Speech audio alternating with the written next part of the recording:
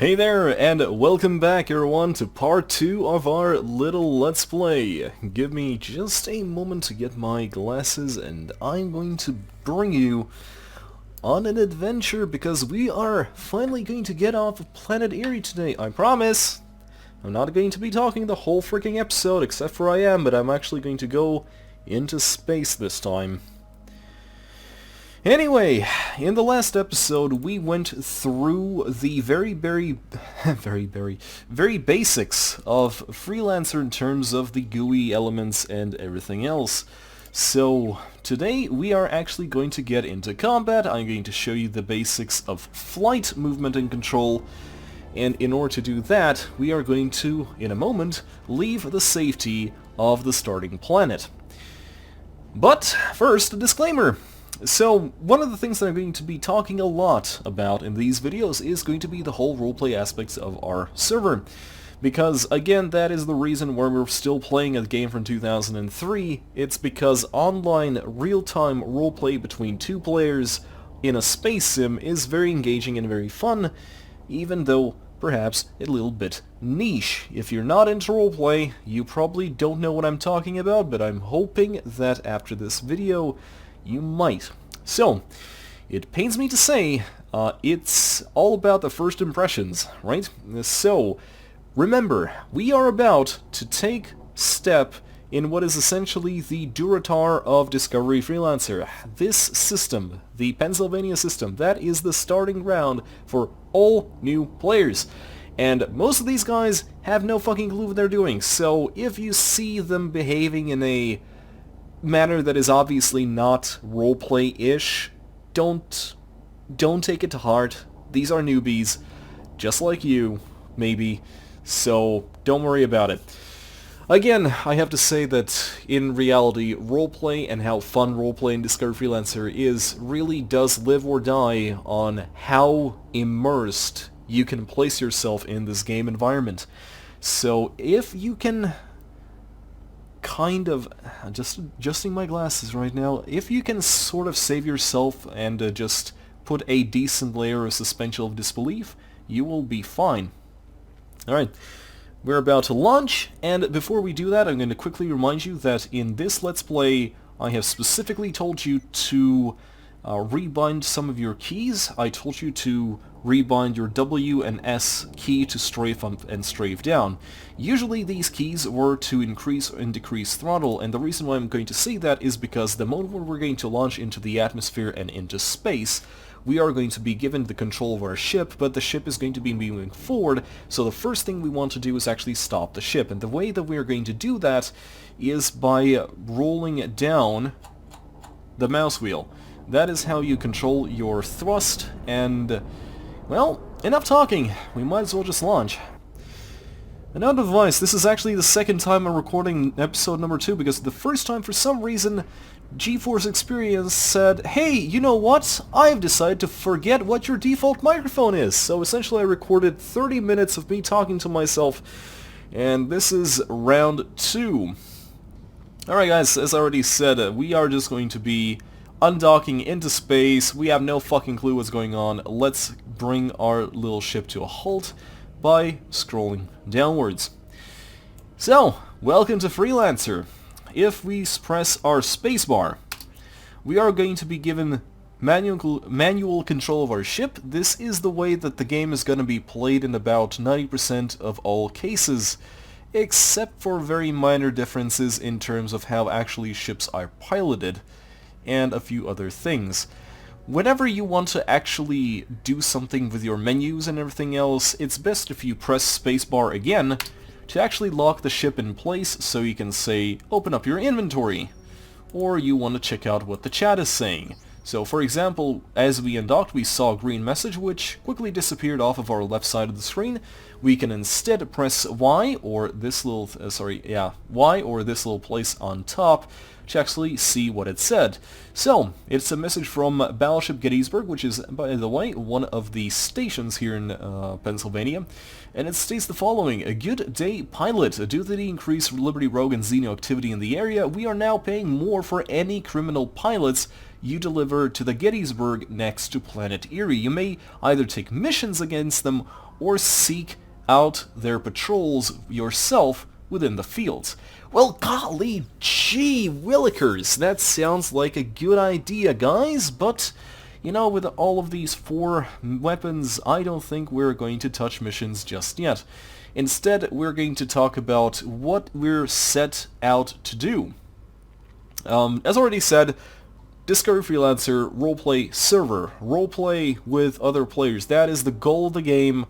And in order to do that, we are going to create multiple different characters that are flying different factions. Say, hey, I want to be a mercenary, or hey, I want to be a space pirate, or hey, I want to be a upstanding citizen, or a, I don't know, Liberty Navy officer, or hey, I want to go see what's going on at the edge of the universe where all the nasty bogeymen live. But, obviously, in order to do that, we need to buy better ships and gear for each of those future characters. And so, we need credits.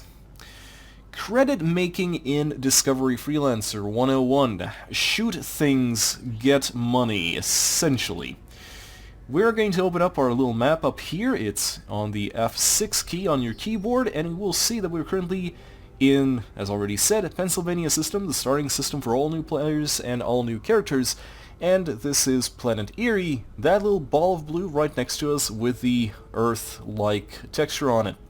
Right next to it we also have Battleship Gettysburg. If we turn around, this is, where is it? Oh, it's above us. Oh, there you are. Hello, Battleship Gettysburg, nice to see you. And due to the fact that this map is not zoomed in, we can actually do that. And we also say, hey, look, that is Harrisburg Station. Hello. So, we have started off. There's 3 stations next to us. Each and every one of them has things to sell on them. There's missions to take. But we are going to start off with something a little less violent, and we are going to go mine raw resources. So, you know, if you want to trade, you obviously need some forward capital to actually buy the things that you are going to sell for a larger price. But considering we only started off with 25,000 credits, out of which 500 we spent on a new thruster because I wanted to show you how this is done, that is not really doable.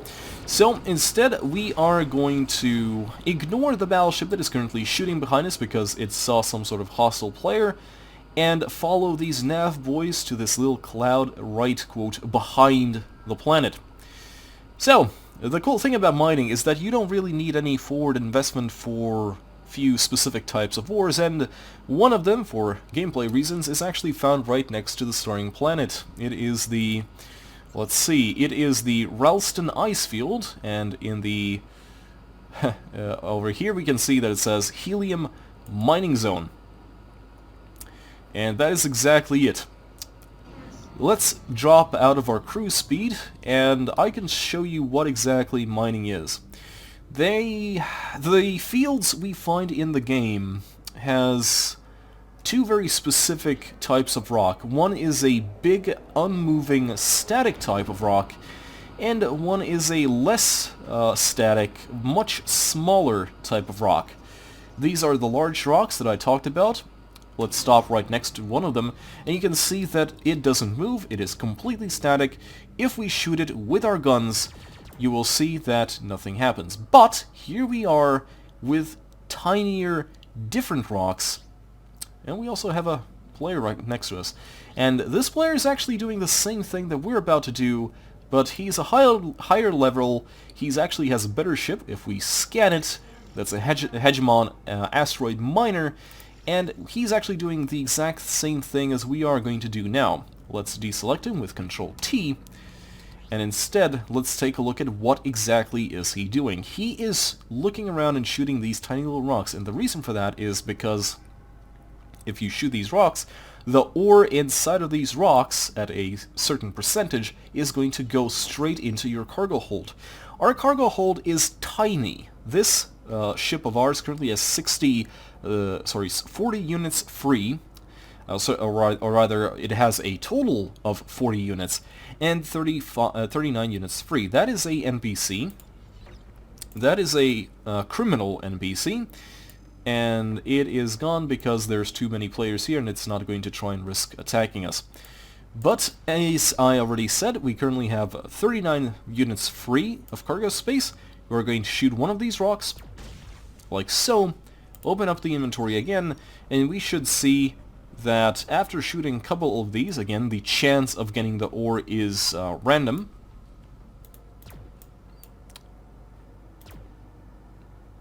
Please. There we go, 13 helium. Obviously this is going to be much better if I would keep our inventory closed, but I want to show you exactly how this looks like. There's another one. Oh, 21. 39. And the ship computer is actually going to tell us that, hey, you don't have enough cargo space anymore, go dump it off. So where do we bring it? We're going to open up our inventory, we're going to select helium, and we're going to press on the trade routes button. And it's actually going to tell us, hey look, planet Mura in the Okinawa system is buying it for holy shizzle bricks. That is a lot. As a good person, I have a calculator right next to us, so 4,916 credits per unit times 39, we would make 191,000 units. 191,000 units just for delivering this much helium to the Okinawa system. There's a caveat though, because Okinawa just happens to be very, very far away. Actually, very far away. If we look at the universe map, Okinawa is over here.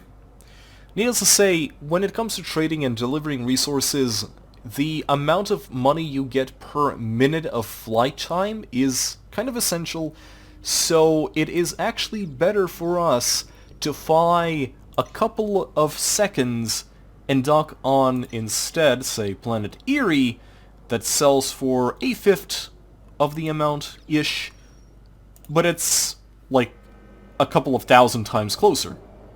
So the profit per second is actually better with this particular ship. If we had a bigger ship, maybe. Obviously, mining up a bigger ship actually takes a longer time, so you have to take that in account, etc., etc. But that is how mining works. So I'm currently flying out of the field and following these well-placed navigation buoys, but you don't have to use them. I'm going to show you in a moment how we can do that. Again, I'm using the cruise speed because the distance between the field and the planet is actually quite large, and we don't want to fly there on impulse speed.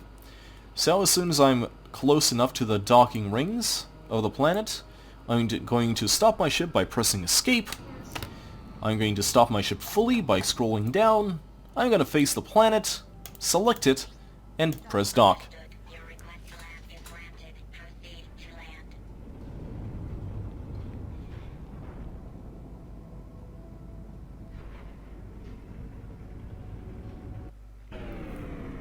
And welcome back on Planet Erie. Yep, this is a site that is never gonna get old, but quite frankly it does. So if you want to skip these cutscenes, you can actually press escape, and it's going to bring you straight down to the landing pad, which, by the way, we don't need to be here. We actually need to go to the commodity trader.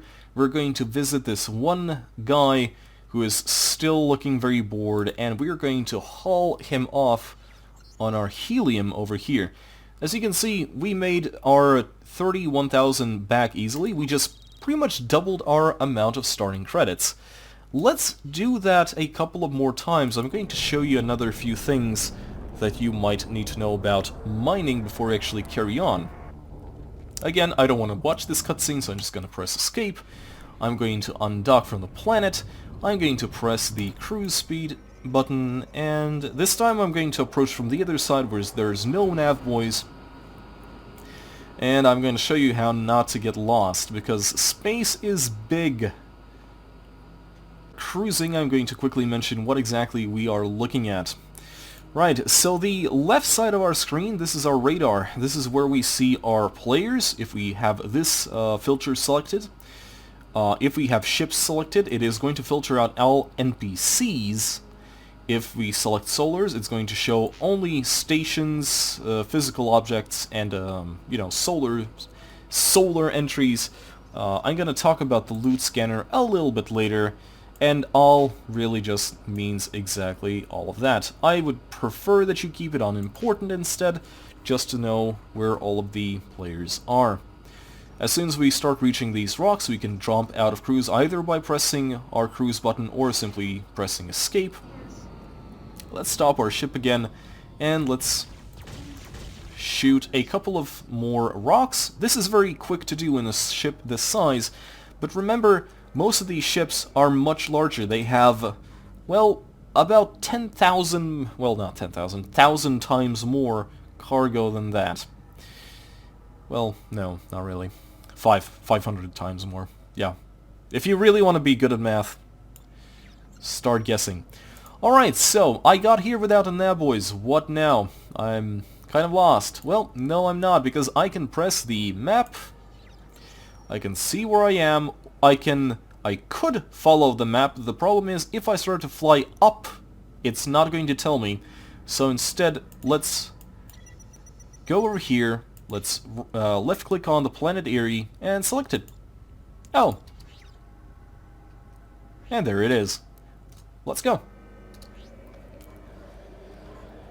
Navigation in Freelancer, until you are completely familiar with the movement system, it might be a little problematic for you, or it might not be. It really depends on how many other of these kind of games have you played. If you played Elite Dangerous, or say EVE Online, or whatever, you know, Star Citizen, you should be fine with Freelancer because, well, those games take inspiration. Maybe not freaking whatever that I called the first one. Maybe not Elite Dangerous. Maybe not so much because it's, you know, its own franchise and everything. But the other two, yeah, pretty much. Okay, let's dock on the planet again, but this time we are going to use this section up here. This is called a mooring fixture, and the cool thing about this item is that unlike the docking rings at the bottom, where you actually have to go through that little docking animation, these things are meant for larger ships, such as transports, battleships, cruisers, etc. So we're just going to go right up to it and press dock, and it's going to instantly dock us, where we can just press the escape button to skip the cutscene, go back to our guy, and sell him off that helium that we bought. Hey, look at this, 87,000 credits. But you know what? Let's try something a little bit more dangerous for the last 13 minutes of our video. Let's do missions. Like we wanted to do at the first one, the first episode. As usual, because of our reputation, we currently don't really have much in terms of what these NPCs offer. Two of them offer bribes, but again, that is a little bit out of our reach. And let's go for something easy, for a difficulty 3. So, this is a capture mission. We are going to fly out there, and we need to deliver his escape pod to planet Erie. We're going to accept the job, we're going to launch the space, and unlike usually, the moment you're going to launch the space when you have a mission ready, it is going to pop up the map automatically, and it's going to show you where you have to fly. Now the reason for that is, the waypoints for these NPC missions, they tend to be somewhat randomized in specific spots, and sometimes the spots can be along the way to the trade lane that you were about to say. I'm going to talk a little bit more about trade lanes in just a moment. And sometimes you want to jump out prematurely before reaching the end of the trade lane. You can actually do that by, again, pressing the escape key. So, every single time you undock, Battleship Gettysburg is going to tell you that, hey, they're paying a lot for Rogue and Xeno pilots. You'll find our uploaded data in your nav map. Look there for waypoint information and further instructions. Yeah, thanks. Well, we're going to keep that in mind, because after this mission we are actually going to have some of those NPCs. Right, so, flying long distances is, let's face it, somewhat tedious, so thankfully we have a thing called trade lanes, which you can dock on exactly like docking on bases, and the moment you enter them, whoosh! Look at this speed. Bye, Planet Erie! Look at this number go.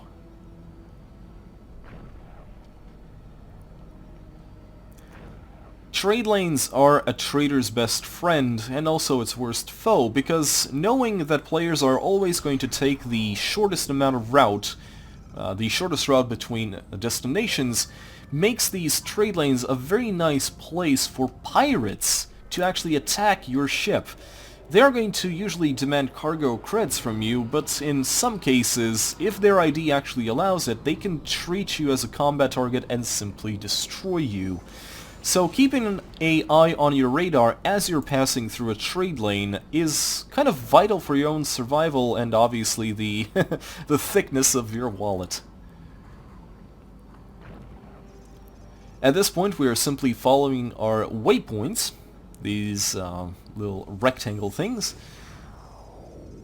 and this is the final mission waypoint, which is 16,000 meters away from us. So we might as well engage in cruise, sit back, relax, and hopefully the planet that we're currently passing has a very small atmosphere and I'm not going to die in a moment. So far so empty. The idea again in Freelancer, Discovery Freelancer in general, again is the roleplay environment, so we are going to essentially, eventually we're going to go out and meet other players and interact with their characters, but we might as well make sure that they have someone interesting to interact with. We read you entering range of your target. We're pinning the ship so he'll be easy to home in on. Alright guys.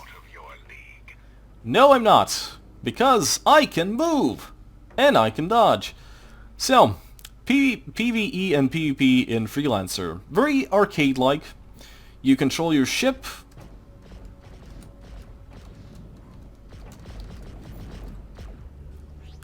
And shoot the nasty man back. As you saw for a moment there, I had this sort of like a crosshair. This means that my guns were in range of the ship, and as you can see, depending on how I move in relation to my target, it is going to change position relative to that target. There is a reason for that. The obvious thing about space shooters is the fact that your weapons have some sort of projectiles that take some time to travel through space. So obviously, if I would have just aimed dead center on my target, these projectiles would miss because my target has some completely different movement to that. So, for example, I'll be completely aiming at the target, and of course my shots miss, because, well, I don't have to... I actually don't have to aim there, I actually have to predict the movement. Thankfully in Freelancer, the computer actually predicts his movement for us, and so we instead need to aim at the target reticle, and our shots are going to connect that way.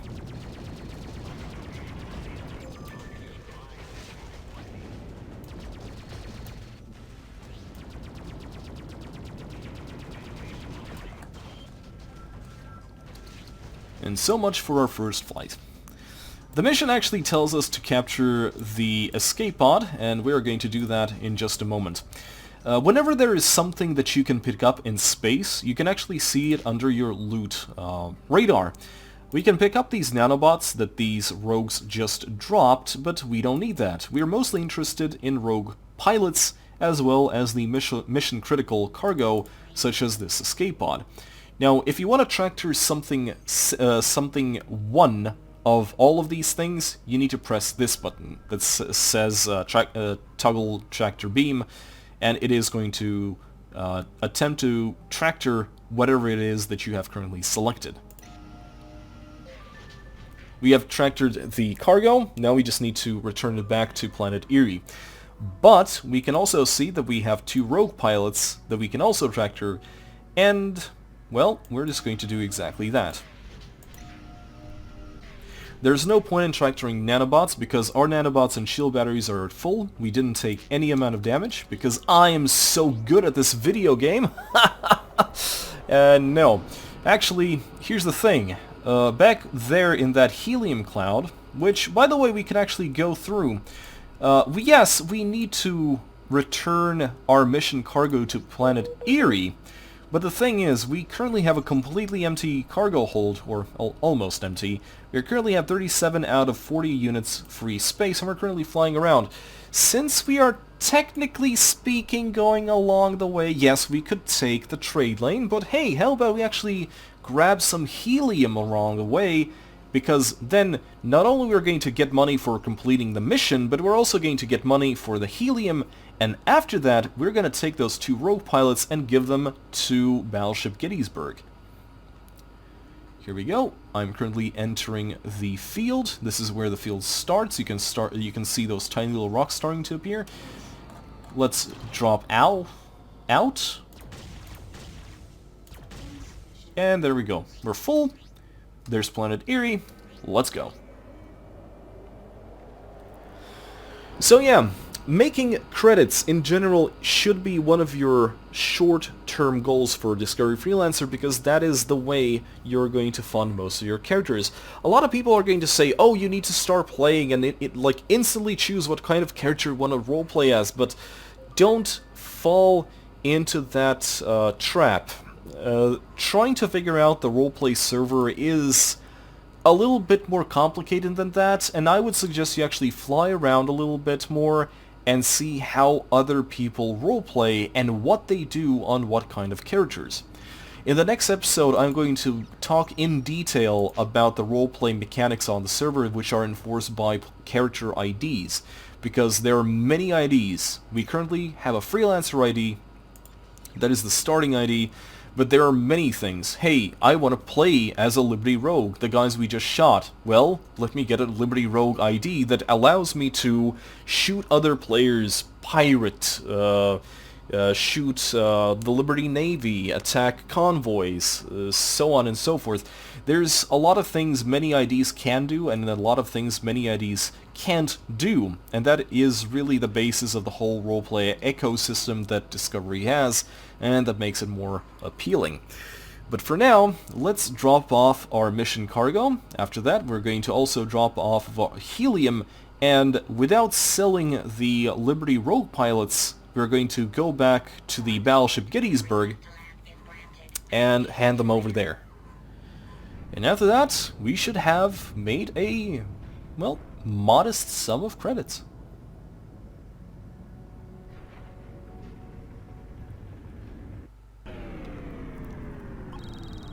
That was the sound of our bank being added. Money being added to the bank, because we just delivered our cargo to the end and we just completed our mission. Mission result success. There's a lot of types of missions.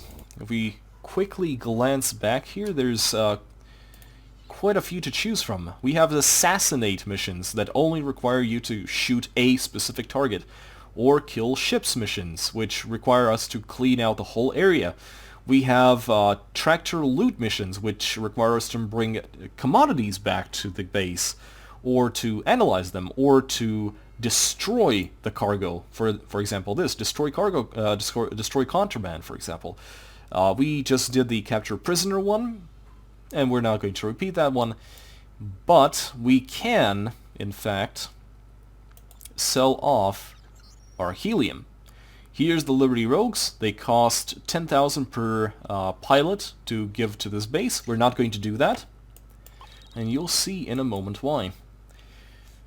Keeping your eyes open for messages such as this is a good way to get some very good deals.